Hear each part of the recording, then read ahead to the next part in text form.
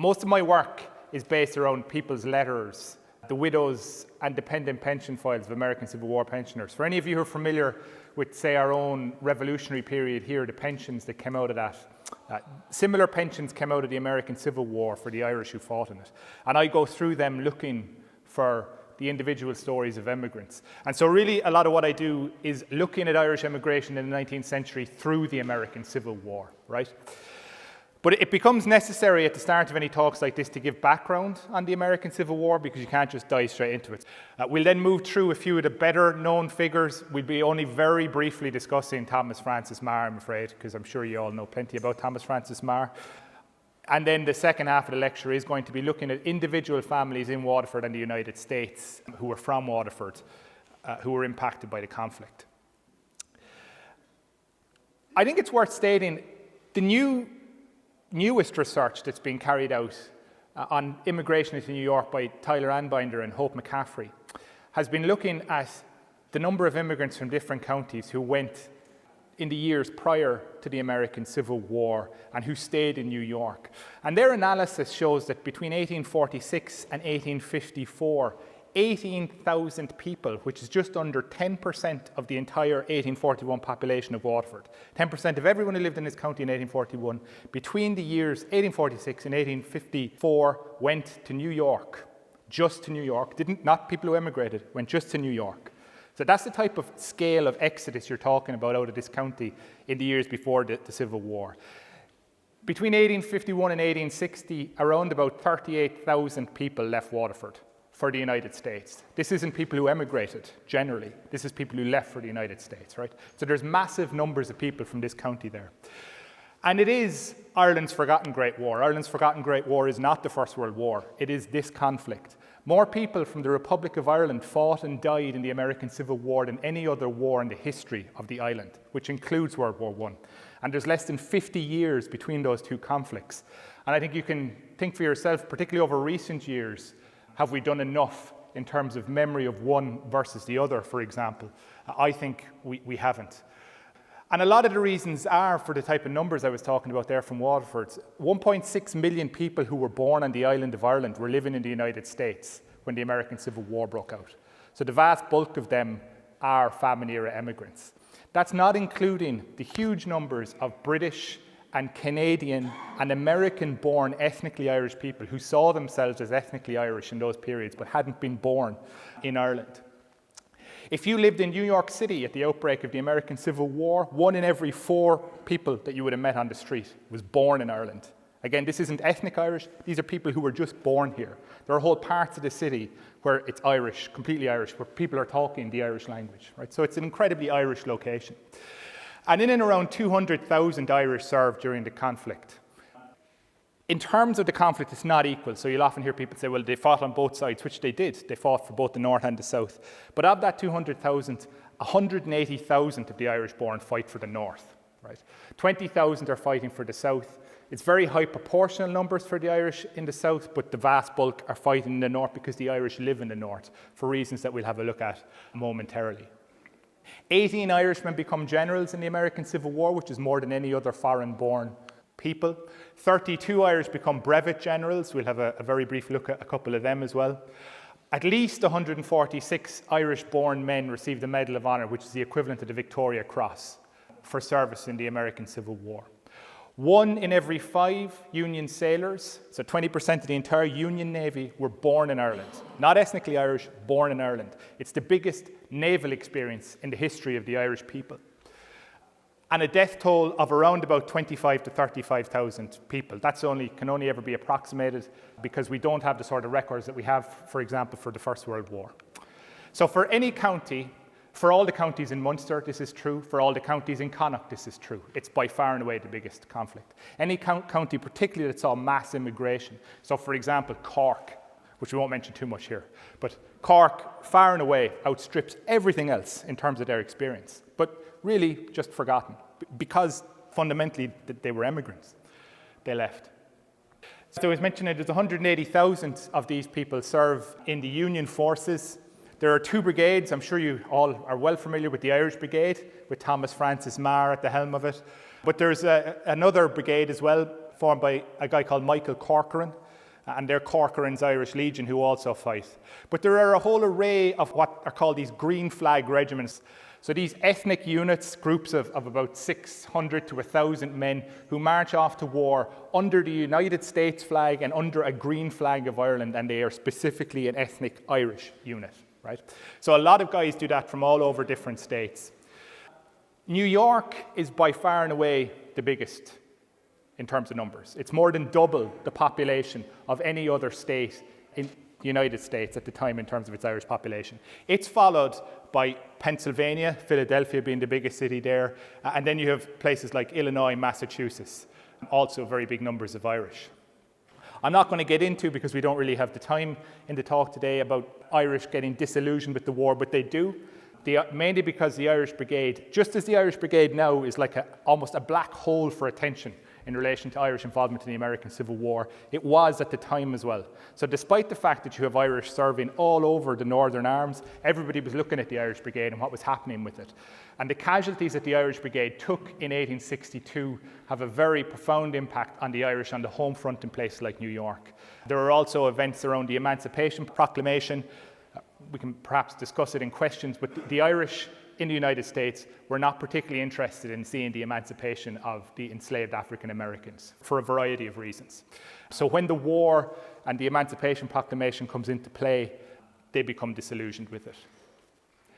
Around about 20,000 Irish serve in the Confederate forces, much smaller, but it's very high proportionately in terms of the number of Irish who live in the states that secede from the Union. There's only one green flag regiment which came out of around about Nashville, Tennessee, the 10th Tennessee, but a lot of groups of like 60 and 100 men who went off and formed part of a regiment who were distinctly Irish. 6 Confederate generals were Irish born, including the highest ranking Irishman on either side, who was a guy called Patrick Claiborne from Cork. Very famous in Civil War history, virtually unknown in Ireland. New Orleans, Louisiana had the highest population of Irish, so Louisiana had the highest number of Irish troops of any Confederate units. This map here is effectively the reason why all the Irish fight for the North. So the Irish in Ireland were very rural people. When they immigrate to the United States, they are called the urban pioneers. In vast numbers, they live in major cities. And this map shows you cities of 35,000 and more in the United States just prior to the outbreak of the American Civil War. And you'll see where the huge, vast concentration is in the states that stay loyal to the Union. The Irish are living in the North, and so the Irish are fighting for the North in big numbers. Okay?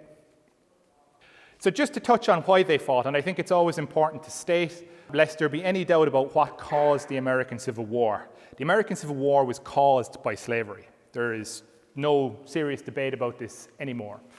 It doesn't necessarily mean that everybody who marched off to war went because of that, but it was because of slavery. And it's an entirely different lecture to get into the whys and wherefores of that. But I think it's fair to say that not very many Irish who go on either side are going primarily because of slavery. That isn't what is motivating them. The biggest motivating factor from an American perspective for the Irish who fight for the North is to preserve the Union. It is to preserve the American Republic that they have adopted as their new home, that they see as a shining light, and it was a shining light for anybody who was interested in democratic Republican principles in this period. They were coming from a Europe where they were seeing landed gentry, they were seeing monarchical structures. They didn't have that sort of democratic Republican element that the United States offered. And they viewed the attempt of the South to secede as an effort to destroy the Republic. That if they did it, they would destroy this country, this great shining light. So that was it was the major motivating factor for Irish if they were ideologically motivated to go. Lots of other things, everybody is going off looking for a bit of adventure, very similar to the First World War. Economics is a major one. It's very hard for a lot of these Irish guys to get work and to hold down employment. They quite quickly adopt a loyalty to their state as well and the place that they're living in. So if you're from New York, if you were in the Irish community living in Rochester, New York, you saw yourself as the Rochester Irish in New York. You would refer to the Irish of Rochester in your correspondence. People like Thomas Francis Meagher also gave pretty convincing speeches where they said, look what the South is trying to do here. They're trying to recreate the landed gentry system over here. They have their big cotton plantations where they're running massive numbers of slaves here and treating poor whites really quite badly. And this is trying to reproduce this gentrified system that the English had back in Ireland. And that's quite a convincing argument for a number of people, particularly in New York. Also, some of them saw it as a way of integrating. There'd been quite a lot of nativism, it was called, in the 1850s. A lot of native-born white Americans were extremely anti-Irish. They didn't like these waves of poor immigrants who were coming off the boat, who particularly badly were also Catholic. There was a major issue with Catholicism in a lot of the northern states at this time. So much so that a party called the Know Nothing Party grew up almost in opposition, direct opposition to Irish Catholic immigrants. And they, in the mid-1850s, took the mayoralties of cities like Boston, which had big Irish populations. So they were dealing with a lot of prejudice as well at the time. A number of Irish were fighting the American Civil War for Ireland, for the Fenian cause. The United States was the greatest enemy of Britain in existence. So it was a fairly valid argument to say if the United States is fundamentally weakened and destroyed as a result of this conflict, the biggest enemy of Britain is destroyed as well at the same time. It was a refuge, and you hear a lot of guys saying this country is a refuge for people from Ireland. You have to remember that these people are remitting huge quantities of money back to Ireland all the time. Millions every year is coming back into Ireland, and they're paying people's passages back out to the United States, and they're supporting families in Ireland across decades. And that happened in Waterford as well. Striking at Britain through the south, particularly in the early part of the war, it looked like Britain might come in on the side of the Confederacy. And so the idea that the Confederacy and Britain are in some way aligned is also something that they talk about. And for real hardline Fenians, and again, this is a small number, I would have to stress, hardline Fenians see it as a way of gaining military experience to come and fight in Ireland.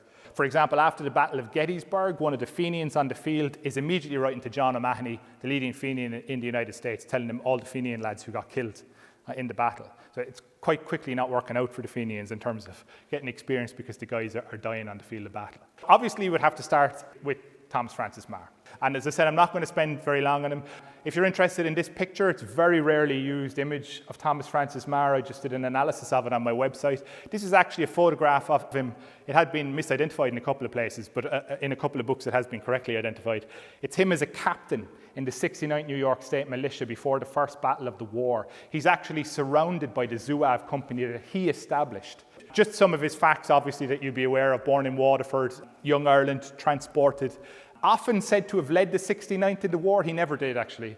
He was a captain in the 69th New York State Militia, and then he became the Brigadier General of the Irish Brigade. So he was the general in command of a number of New York regiments. The 69th New York Volunteers, which confusingly is not the same unit as this one, was one of those. There's a lot of kind of hagiographical stuff about Thomas Francis Meagher. He's a fascinating individual. I think there's a fair bit of work to be done in relation to how the war impacts Meagher. I read a lot of the common soldiers' letters that they don't show to anybody else, and Meagher was a flawed individual. He was a brilliant man, but he was a flawed individual. And I think there's something to be said about how the battles of the summer of 1862 have a very adverse effect on him personally that really hasn't been explored. These are the first battles in which the Irish Brigade is really taking serious casualties, and Meagher loves the brigade. He absolutely loves the brigade, and what he sees happen to it in those early battles is worth looking at. But he leaves the Irish Brigade not for the full war. He leaves it in 1863. He offers his resignation on the basis that the brigade is not allowed, after the Battle of Fredericksburg in particular, to go back and recruit new numbers. Because it's not allowed back, he tenders his resignation. I'm probably not expecting it to be accepted, but it was accepted. And so he never commands the Irish Brigade after that. He does return to military life for the rest of the war, and of course everybody knows how he ends up in 1867, a very sad end indeed. But really quite a fascinating individual in terms of his American Civil War experience. Some of the others, I'm not sure if any of you have heard of John Hornbuckle Flynn, which is a fantastic name, I think. Born on the 10th of March 1819 in Waterford, he was a liquor merchant before he joined the 28th Pennsylvania Infantry, and then he became the colonel, so he commanded that regiment from 1864 on. And he was breveted a brigadier general. So to be breveted meant one of either two things. It meant the army wanted you to do the job of a brigadier general but didn't want to pay you for it permanently, or it was an honorary title that they handed out to guys who'd done really well at the end of the war. And he got it more or less for that, the 13th of March 1865. And he became the superintendent of Little Rock National Cemetery in Arkansas after the conflict, and that's where he died. With a lot of these people, I don't have the information anyway, it may exist, but a lot of them just says Waterford. It doesn't say particularly exactly where they're from. Daniel Joseph Kiley is another one, particularly interesting, born in Waterford in 1829. He was one of these guys who was in the Papal Battalion, so he went and fought in the wars in Italy in 1860. And he was an aide-de-camp to Major General James Shields, a namesake of my own, who was also Irish-born, who fought in the war, and was wounded at a place called Port Republic, and then became a colonel of a Louisiana Union regiment late in the war, and then ran a plantation in 1867 in Louisiana, where he died. I was just up at the Ballybricken Cemetery earlier on, and kudos to James Doherty and everybody involved. Some of you may or may not be aware of the fact that the most significant 19th century American Civil War memorial in Ireland is in Ballybricken Cemetery. And it's to this man, Patrick Clooney, who was another veteran of the Paper Brigade. Really fascinating character again. Arrived with this other group of Catholic officers in 1861, fought in Mars Company, in that Zouave company we were just talking about a moment ago at Bull Run, and served in the 88th New York, which was part of Mars Irish Brigade, named after the Connacht Rangers. They didn't like the British, but they liked the regimental history of the Connacht Rangers because they respected it.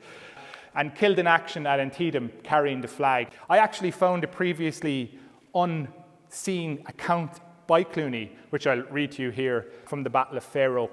It was an officer's job to write to the widow of someone who had died. So Clooney dies relatively early in the war in September 1862. But one of his men died 3 months earlier on the peninsula. And it was Clooney's job to write the letter. And this man's widow included the letter in her pension application to prove that she'd been married to this man so that she could get the pension. But Clooney actually describes the action at a place called Fair Oaks. Bear in mind what he does 3 months later. He says, and I quote, "The 88th Regiment flanked by the left through the densely wooded grove. Upon nearing the plain outside the wood, I was ordered to carry the colours to the front of the column and head its advance. Raising the green flag and the stars and stripes over us, we passed forward and marched by filing to the right out upon the clear fields, when the enemy opened a heavy fire upon us and nearly caused the head of the column to waver. When dashing forward into the plain, we were enabled to form line. It was while following the colours of the regiment in the thickest of the fire and flood of lead that your gallant husband fell fighting by my side, a rifle bullet having pierced his right leg, passing through and through." So you can see already Clooney is charging straight out with the colours. If you intended to do that throughout the full course of the American Civil War, your life expectancy was pretty poor, because the symbolic importance of the colours being carried by these units onto the field of battle was immense, and it was always the first thing that was targeted by the other side. So to take a colour, for example, if you took a Confederate colour, you had a pretty good chance of earning the Medal of Honor. It was a really significant thing, and guys would just throw their lives away in an effort to save the colours. So Clooney is just consistently putting himself to the front here with this, and then dies at Antietam, which is the bloodiest day in American military history. I only know of one other monument that actually names an American Civil War battle from the period, and it's up in Glasnevin, and it's no comparison to this at all. I should acknowledge here James Doherty, who's done an awful lot of work on a lot of Waterford veterans, and one of them is Lawrence Reynolds, who was the surgeon of the Irish Brigade and a fairly significant poet as well in terms of the Irish Brigade's history. Born in Waterford in 1803, and his family moved to England, so you get a lot of this step migration over to England. He becomes involved in the Chartist movement, and then says a few things about 1848, the rebellion over here, and kind of has to hightail it to New York. So not a young man when the American Civil War comes around, but he becomes an iconic individual within the history of the Irish Brigade. Guys who served in the Irish Brigade remember Lawrence Reynolds a lot. One of the lines from a poem he wrote about their time in action.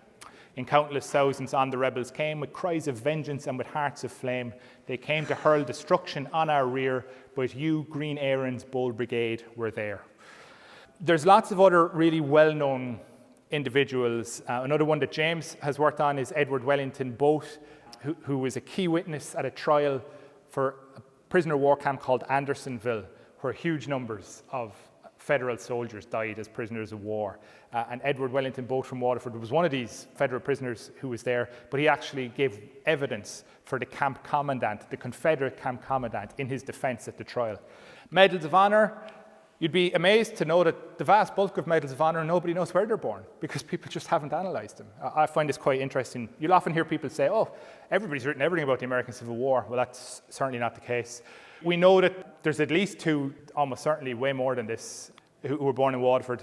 Patrick Murphy, again, James has done work on him, served on the USS Metacomet, received his Medal of Honour at Mobile Bay in 1864, where more Irishmen received the Medal of Honour on that single day of action than in any other action in US history. Another guy is John Michael Tobin, who's pictured here, and he was in the 9th Massachusetts, which was a really heavily Irish unit, had a lot of Munster guys in it, had a lot of Fenians in it, really heavily Fenian unit. And he got the Medal of Honour at a place called Malvern Hill on the 1st of July 1862. Just to give you an example of the type of citations that they get. So for Tobin, it was voluntarily took command of the 9th Massachusetts while adjutant, bravely fighting from 3 p.m. until dusk, rallying and reforming the regiment under fire, twice picked up the regimental flag, the colour bearer having been shot down, and placed it in worthy hands.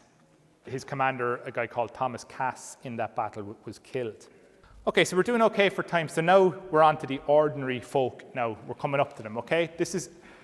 So I spend my time trying to find out about the ordinary individuals because there are so many of these people, and I think if you want to try and get people to have an appreciation of the impact of this conflict on Ireland and Irish people, the best way to do it is by looking at the ordinary individuals who are involved in it.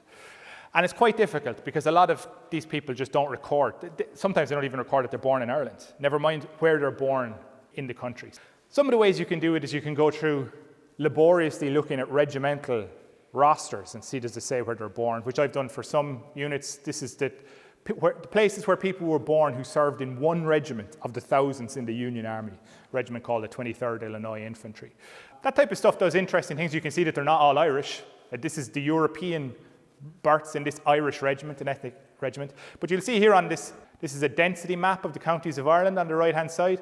This is one unit, but you can see how heavily a regiment that's based on people who fight out of Connacht and West Munster. So it's not just like Irish people are all flooding in, mixed together. They tend not to do that. Waterford people tend to emigrate, and they tend to live in or near with other Waterford people. That's the way Irish people emigrated in the 19th century. So that's one way you can do it. It doesn't really give you much information about it. You can look at the census, the Irish census. And these are people here who came back to Ireland. Any pensioner that you see on the 1901 or 1911 census that says they're an American pensioner is an American military pension, because they were the only pensions that you could get in those times. So here we have Michael Cullinan of Manor Street, Waterford City, was 55 years old, was an American Army pensioner. Richard Fitzgerald of Ballynaparka, a 70-year-old American Navy pensioner, 1901. Letitia Keating, Emmett Place, Waterford. So her husband had served in the American military and she was receiving a widow's pension. Philip Mitchell of Morrison's Road in Waterford, 71-year-old American pensioner. So he's definitely American Civil War. So that's another way you can get at it, right? If you're interested in finding out about individual families, Irish families in the 19th century, either in Ireland or anywhere, this is the best source on the planet. It's better than any source we have in Ireland, and it is the dependents, widows and dependents pension files, of which there are 1.2 million in the National Archives in the United States. So if I was married to an American Civil War veteran, or if my son was an American Civil War veteran and I want to apply for a pension, I did it through there, and you had to give colossal amounts of detail about your life. So these people, in many instances, are giving first-person accounts of their lives in Ireland before they emigrate, their emigration experience, their children, what they were doing. All of this is in there. What they worked at, where they were from, who married them, where they married. All of this is in here. And nobody has ever looked at them in any sort of major way in terms of the Irish experience. Tens and tens and tens of thousands of these relate to Irish immigrants. Okay? And so this is what everything that we're about to explore in the second half of the talk is from. And you'll see the amount of detail that's in it. I have gone through around 160,000 of these looking for Irish people. So you do eventually come across a lot of people from different counties, but they're not easy to get through. The files can be over 100 pages long, and they're not indexed in any way other than the name, so you have to physically look through them. I use these files to explore different aspects of the immigrant experience, and I'm going to touch on that with a few different cases. We probably won't get through all of them, but we'll get through some of them. And so this is the first one, the Butler family in Dungarvan. It's Mary Walsh and James Butler, and we know that they were married in Abbeyside in 1838. We know that they had 3 children who survived to adulthood because Mary tells us all of this. These are the type of interesting aspects then that you get out of it. We know that her husband, James, emigrated to the United States, just him, 15 years before his death, but the rest of his family never did. And that doesn't mean that he abandoned them. He might have abandoned them, but it doesn't necessarily mean that. This often happens where guys are trying to support their families, where they're hoping to get the money together to try and get the rest of the family out there, that they'll beat a path to do it. And in many cases, this goes on for years and they're not managing, and they're still writing home the whole time. James is killed in action at Best Station in North Carolina on the 19th of March, 1865. That's a matter of days, really. Just a handful of weeks before the end of the American Civil War, right? So right at the end. And these are the type of documents that we get. So Mary tells us about her relationship with him. I quote, she's looking for a pension. I, Mary Butler of Long Row, Dungarvan, in the county of Waterford, widow of James Butler, late Private Company G Regiment, New York City Volunteers. James Butler was born in Ireland. That about 15 years before he joined the regiment, he lived constantly in the United States of America. I hold a picture of him with medals thereon showing his bravery. She has an image of him in her house in Dungarvan. And when the first battle was over, this is the first battle of Bull Run, he'd been in the army before the war, he entered the service, and in the last battle he was killed. So she knew an awful lot about him. She says, I am now about 79 years old, in poor circumstances, bad health, depending on the pension from time to time for years sent to me, and should the same now be stopped from me, I must only go into the workhouse. She was writing this in 1893 in a period when the United States government was effectively halting foreign-born pensions because they were looking for additional proof. So it was a kind of an issue that went on for a number of months, but you have a lot of these widows are writing in old age in 1893 saying, don't stop my pension because I'll go into the workhouse. And she was one of them. This is an illiterate working class woman from Ireland. You can think of how many different types of documentations that we have from the 19th century where these people's voices are heard. We just really don't have very many of them at all. And this is by far the biggest. The next one is the Clearys of Cappoquin.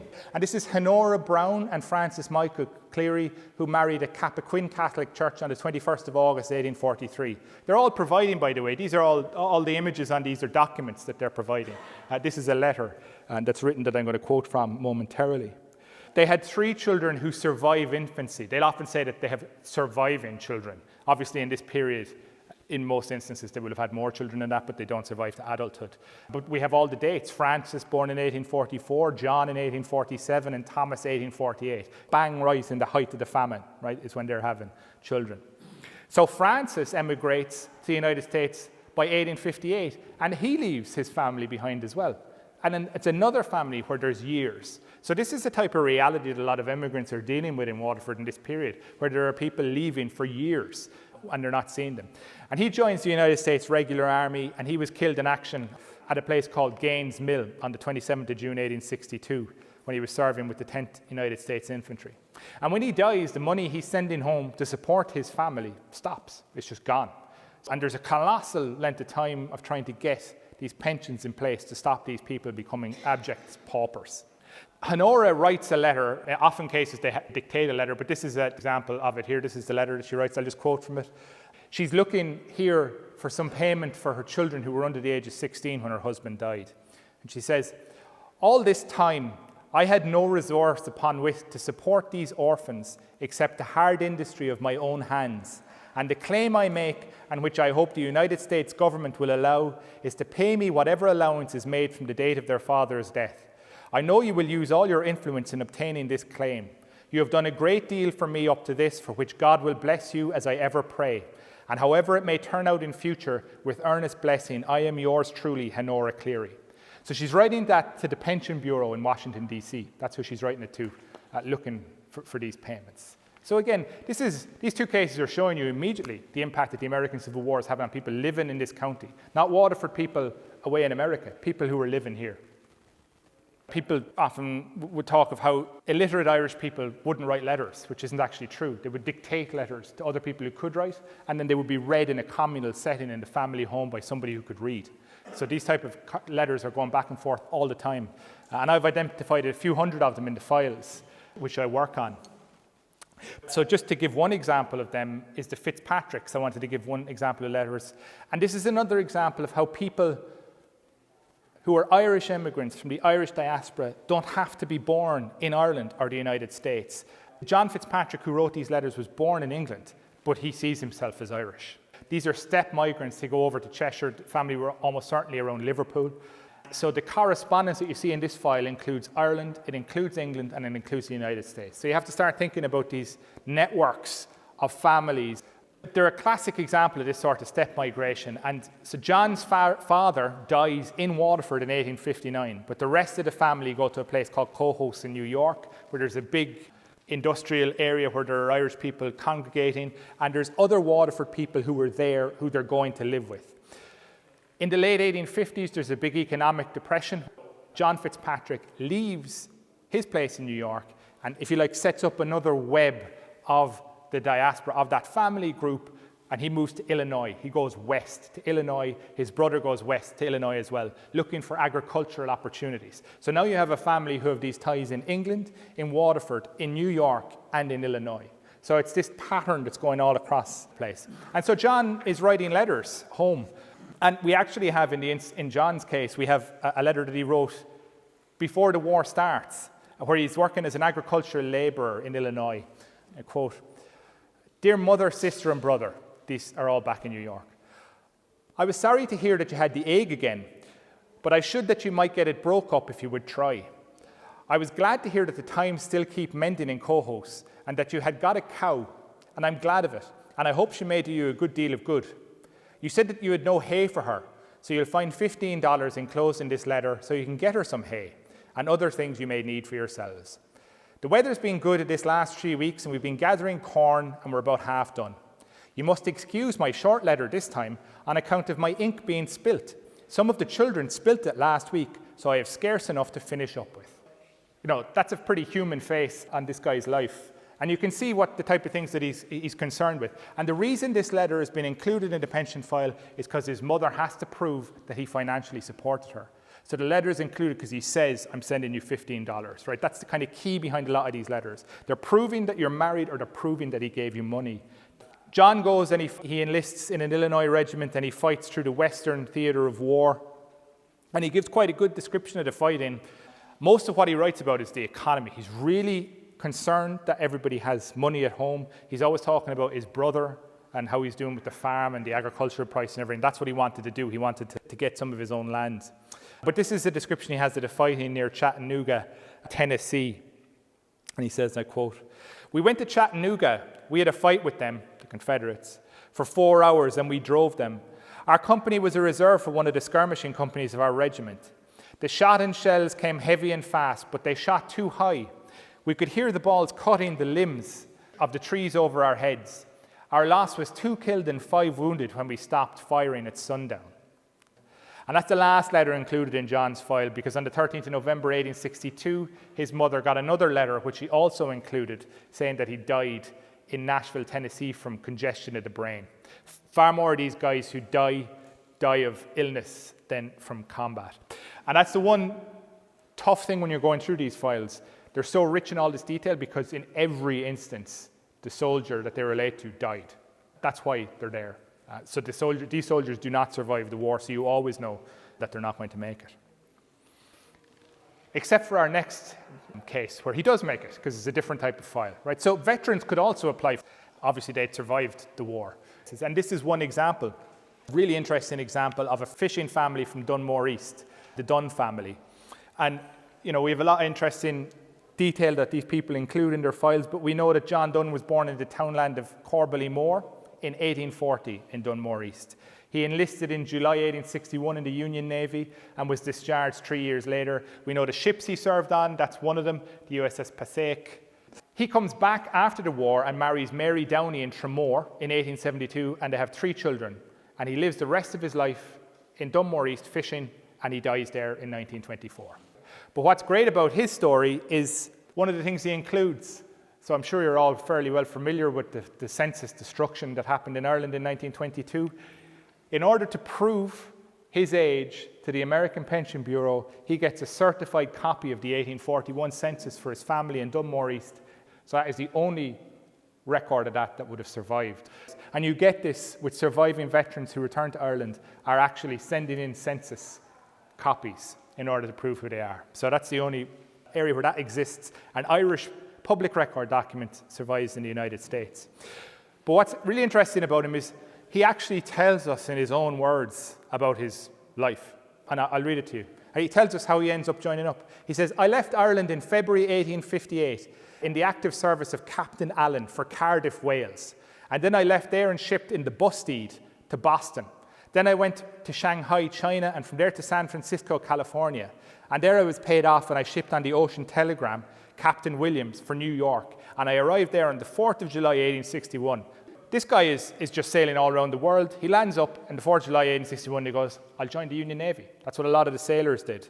And he says, I served aboard the Iroquois under Captain Palmer and sailed from New York bound for the West Indies in search of the Sumter.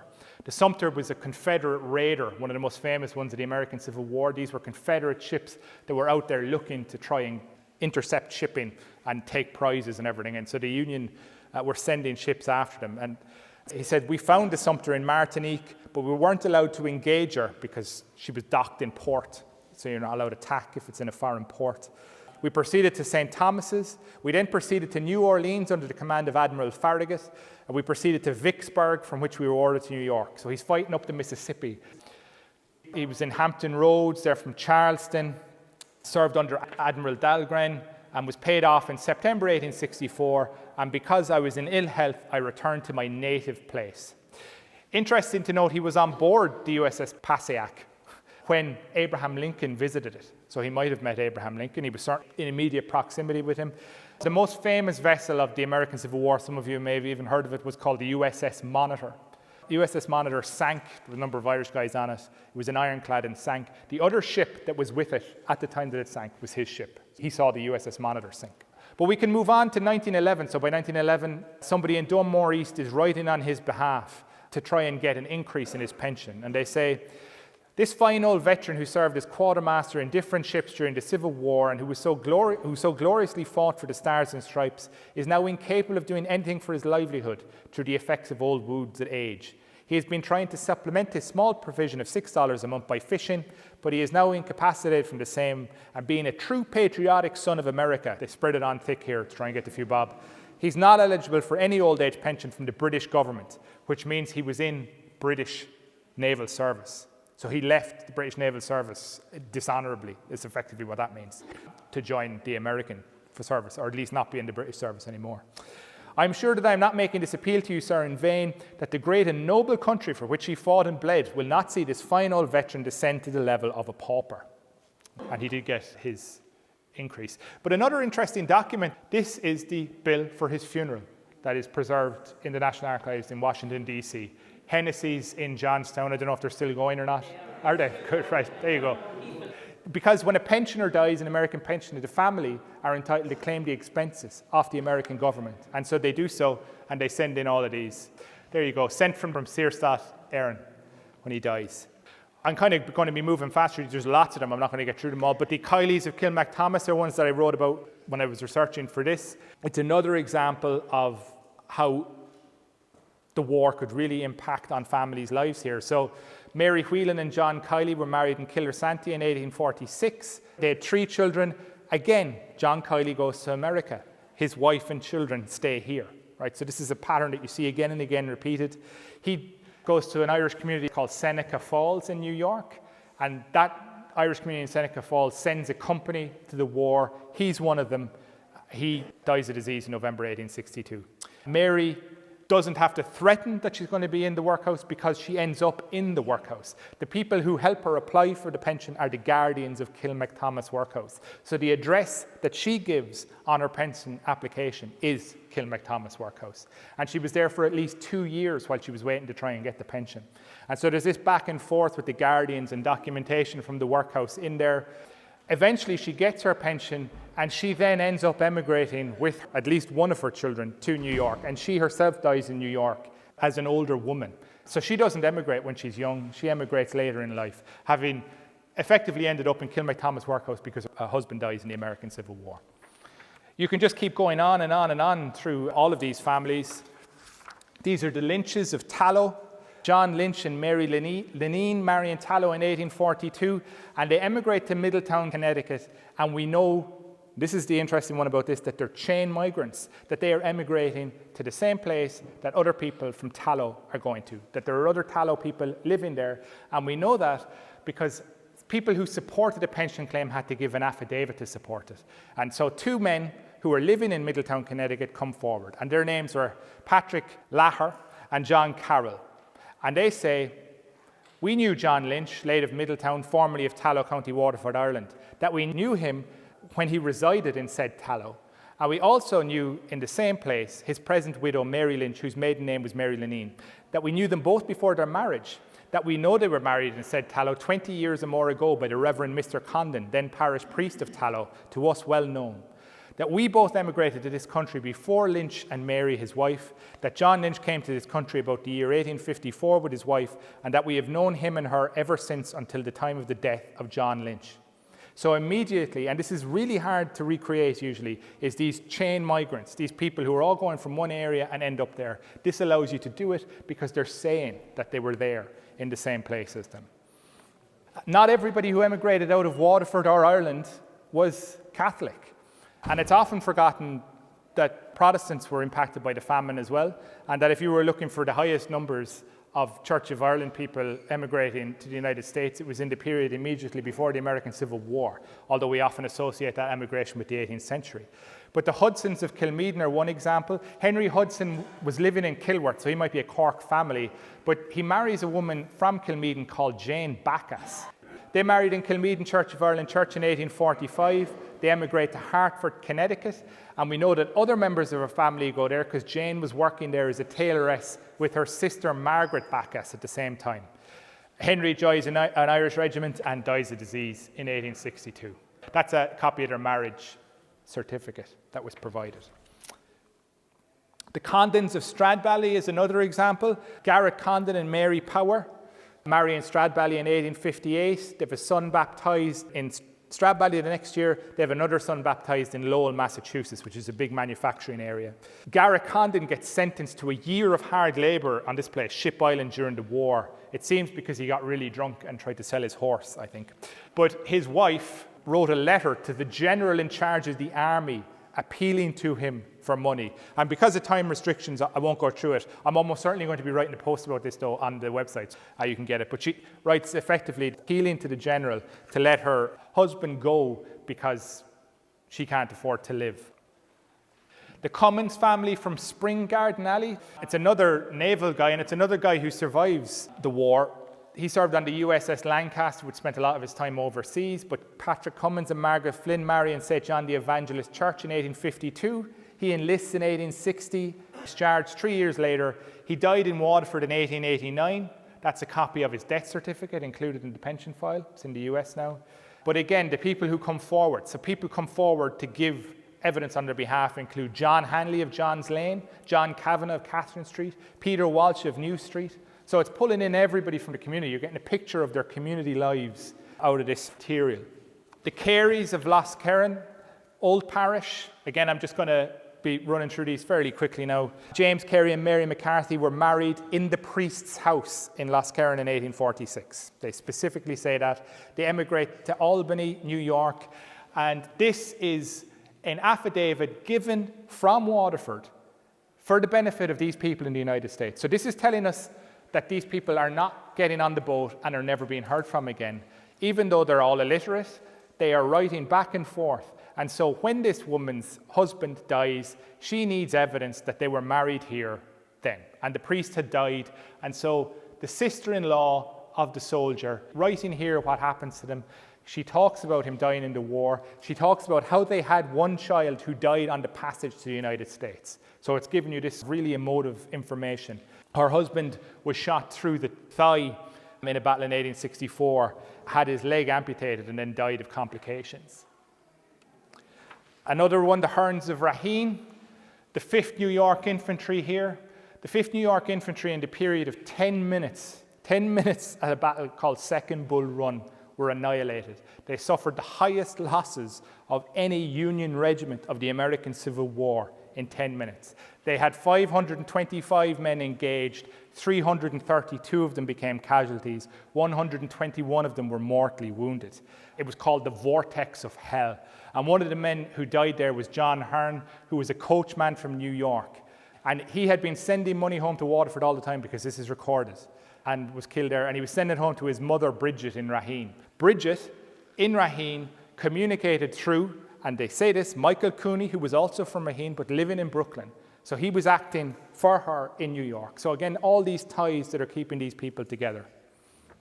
The Ryans of Mayfield, Portlaw, and although I don't have time to go into it, Portlaw itself, of course, is a big connection through the Malkinson family to the events of the American Civil War and things like blockade running and cotton and everything.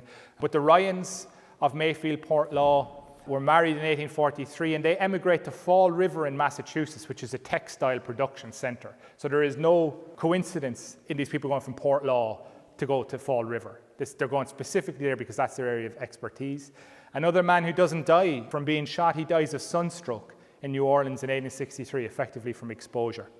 But two of the people who were in Fall River who give evidence for them are Dennis Tierney and Joanna Welch, who were from Portlaw, and they explicitly state it. So by doing this, you immediately say, well, we now know that in the 19th century, there is a chain migration pattern between Portlaw and Fall River, Massachusetts. That's what this sort of information gives you, that you can then expand and you can look at and try and ask new questions about. It just goes on and on and on. Lenihan's Leonards of Modeligo. Michael Leonard, he serves under the name Leonard, but he was actually a Lenihan. He almost certainly did that because he was trying to hide something or didn't want the army to know really who he was. His wife says, oh, everybody says Leonard for Lenihan, which I don't know, maybe they do there, but anyway. They married in 1833 and they lived in South Boston, Southie, a real Irish area. He served in the Irish Brigade, so he was under Marr's command, another who died of disease. But again, Patrick Lenihan and Patrick Cotter, who give evidence in the United States for them, had known both of them for 40 years. They had known them when they were in Modeligo. Again, chain migration everywhere. Another one from the city, John Abbott and Mary Kelly marry in 1847, emigrate to New Haven, Connecticut, dies in the night, Connecticut. This is the marriage certificate from Waterford City. The O'Connors of Lismore, Michael O'Connor, Mary Collins, marry in 1845. They emigrate to Newark, New Jersey. He dies of disease in Savannah in 1865. The marriage certificate from Lismore is enclosed there. So the last one we'll have a look at is the Ryans, who were married in the parish of Trinity Without in Butlerstown. James Ryan and Ellen Power marry in 1844. They emigrate to Norfolk County, Massachusetts. He serves throughout the war. From the start, he's in the 45th Massachusetts Infantry, and then he goes on to the 3rd Massachusetts Heavy Artillery.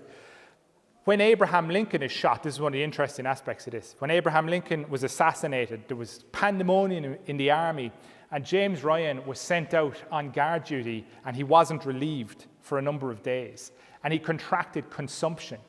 One of the reasons that they said that he got it was because of the excitement occasioned by the death of President Lincoln. So they're actually directly linking his exposure and death to the confusion that was caused by Lincoln being shot. It brings us on to what I think is a particularly interesting document. A whole series of documents that I was only alerted to by a friend, actually, to whom I'm very grateful recently, of letters of condolences that were sent by different towns and cities across Europe when Abraham Lincoln was shot. And this is the one that Waterford sent. This is from the council and mayor of Waterford City to the United States. And I'll quote from it. It's the council expressing its unfeigned sorrow and intense indignation at the foul and atrocious assassination of His Excellency Mr. Abraham Lincoln, President of the United States, and the attempted murder of the Honorable Henry Seward, the State Secretary. That we respectfully desire to convey to the American people and government, as well as to the bereaved widow and family of President Lincoln, warmest sympathy and heartfelt condolence on the sad and melancholy event and for the irreparable loss they have sustained by such a vile, treacherous and cowardly assassination. And copies of this were sent to the US Minister in London, to the Secretary of the US government, and to Mary Todd Lincoln, Lincoln's wife. So Waterford did that. It was forwarded by a guy called George Briscoe, who was from the town clerk's office on the 8th of May, 1865. So really interesting little piece of history. There's a covering letter that goes with this as well. I mean, to draw to a conclusion, there were a lot of people who never came back and who were impacted by the war. And you can look at them in many different ways. These are documents that quite like looking at. They're the National Home for Disabled Veteran Volunteer Soldiers. So they were homes that were set up after the war for men who were maybe down on their luck or who'd been wounded. They didn't have to stay in them all the time. They were under kind of a military regime in them, but it was an effort to try and help them. But here's an example of an entry for James Foley, born in Waterford in 1826. Served in the 81st Illinois Infantry, enlisted in January 1864. They have to give a next of kin, which is this area here. You see where his next of kin is. He doesn't have a next of kin in the United States. His next of kin is his brother Thomas, who's in Clashmore, County Waterford. So when he dies, that's who has to be notified. And he does die. He dies in the home. He doesn't ever leave it. He dies there in 1891, and he would be buried in the Dayton, Ohio National Home Graveyard. We think of this conflict as a distant past. I mean, I'm trying to give you examples here. People in the 19th century knew this conflict. If you were reading the Waterford news during the 1860s, you were reading about the American Civil War every day of the week. If you were talking to people on the street in Waterford, you were talking about the American Civil War, the impact it was having on people. And it's just been completely forgotten that this had this colossal impact. And it's not just about the impact on the county. I think we have to remember, these weren't Irish people who had emigrated. A lot of them, as I say, were going through the second great trauma of their lives, having experienced the famine. You have people who lost people in the famine who were going there and then losing a second husband or losing their kids to the American Civil War. And we've divorced those two events completely in Irish history. The other element is that a lot of us who live in Ireland as well were taking massive amounts of money from the United States. The sheer colossal amounts of money that these people were sending back because of the obligation they felt to the people who didn't get out of Ireland. They felt an obligation to send money back to their local parish to support the people who were there, and they did it for decades and decades and decades. So I think that they deserve to be remembered for that. We think of it as a distant past. This is the last surviving American Civil War veteran born in Ireland. He's from Limerick, who I could find, who died in the 1950s. These men here are the living grandchildren, not great-great-grandchildren, living grandchildren in Ireland of American Civil War veterans. I found 3 so far, grandsons of American Civil War veterans. If we're thinking that this is a long way away or it's much further than, say, the First World War, there's 49 years between them, it isn't really. It's quite close in time to us. I think we have to do a lot more to try and bring them into some sort of folds. Anytime Leo Varadkar or whoever goes over and meets with the President of the United States in the Oval Office, every year I always think the only reason he's in that room is because of all groundwork that all the Irish Americans who emigrated in the 19th century did. I'm sorry, but I really think we do fail them in terms of doing any sort of analysis, discussing them enough, anything like that. But at that, I will leave it there. So thanks very much.